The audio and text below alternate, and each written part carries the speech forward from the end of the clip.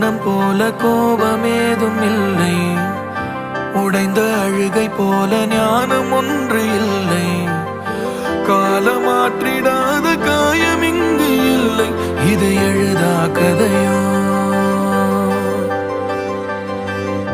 கலைந்து போன கனவு மீண்டும் சேர்வதில்லை, கரையை சேரும் மலைகள் பிரிவில் சோர்வதில்லை, மாறும் நொடியை போல மாயமே